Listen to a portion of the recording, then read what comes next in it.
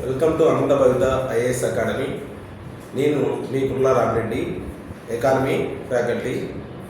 మనం ముఖ్యంగా ఏమిటంటే రాష్ట్ర ప్రభుత్వం అతి త్వరలో విడుదల చేయబోతున్నటువంటి జాబ్ క్యాలెండర్లో గ్రూప్ 2కి అత్యధిక ప్రాధాన్యత ఇస్తూ ఎక్కువ ఉద్యోగాలు మనకి రిలీజ్ చేయబోతున్నారు నోటిఫికేషన్లో. కావున ఈ గ్రూప్ 2 యొక్క ప్రాధాన్యత గురించి మనం అవగాహన చేసుకుంటే గ్రూప్ 2లో ఏ సిలబస్ అనేది ఉంటుంది, ఏ సబ్జెక్టులను మనం చదవాల్సినటువంటి అవసరం ఉంటుంది అనే దానిపైన ఈరోజు మనం జస్ట్ డిస్కస్ చేయబోతున్నాం. ముఖ్యంగా ఇక్కడ ఏమిటంటే గ్రూప్ 2 సాధించాలి అంటే ఖచ్చితంగా స్క్రీనింగ్ టెస్ట్ అనేది ఖచ్చితంగా మనం పాస్ కావాలి.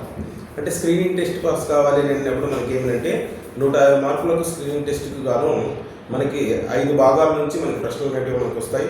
ముఖ్యంగా మనకి ఏమిటంటే కరెంట్ అఫైర్స్ నుంచి 30 మార్కులు, అదేవిధంగా అర్థమెటిక్ రీజనింగ్ నుంచి ఒక 30 మార్కులు, భారతీయ సమాజం గురించి ఒక 30 మార్కులు, జియోగ్రఫీ గురించి ఒక 30 మార్కులు, హిస్టరీ గురించి ఒక 30 మార్కులు వస్తాయి మనకి.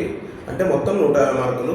ఈ 150 మార్కులు స్క్రీనింగ్ టెస్ట్లో మనం మంచి మెరిట్ సాధించగలిగినాము అంటే మన స్క్రీనింగ్ టెస్ట్ సునాయాసంగా మనం విజయం సాధించవచ్చు.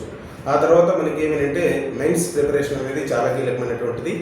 గతంలో మెయిన్స్ రాయాలి అంటే 3 పేపర్లు ఉండేటివి, కానీ ఇప్పుడు మనకి 2 పేపర్లకు వాటిని కుదించడం జరిగింది. కాబట్టి ఆ 2 పేపర్లలో మనం చాలా పోటీ అనేది కూడా ఉంటుందని మనం గ్రహించాలి.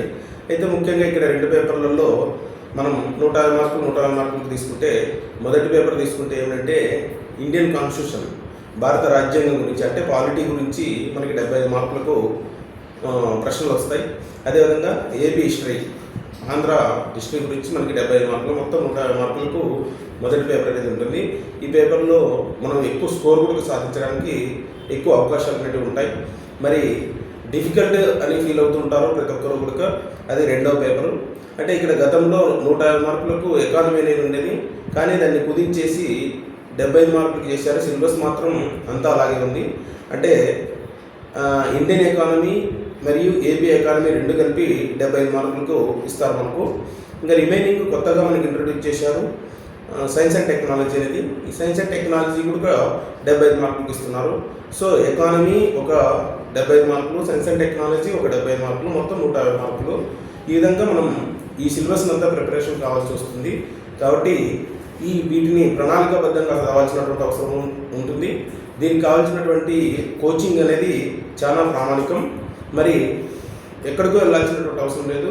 అనంతపురంలో అనంత భవిత ఐఏఎస్ అకాడమీ అనేది మనకి అందుబాటులో ఉంది. ఇక్కడ మంచి ఫ్యాకల్టీ, అంటే గత 15 సంవత్సరాల నుంచి ఇక్కడ మనం ఈ కోచింగ్ అనేది నడుపుతున్నాం. సుదీర్ఘమైనటువంటి అనుభవం కలిగినటువంటి అధ్యాపకులు మనం ముఖ్యంగా హైదరాబాద్ కావచ్చు, తిరుపతి కావచ్చు, విజయవాడ కావచ్చు, విశాఖపట్నం కావచ్చు, ఇలాంటి ప్రాంతాల నుంచి అనుభవజ్ఞులైనటువంటి ఫ్యాకల్టీని మనం పిలిచి ఇక్కడే మనం కోచింగ్ చెప్తున్నాం. కాబట్టి ఈ అవకాశాన్ని సద్వినియోగం చేసుకోండి. వచ్చే సోమవారం నుంచి మనకి ఈ కొత్త బ్యాచ్లు అనేవి ప్రారంభమవుతున్నాయి.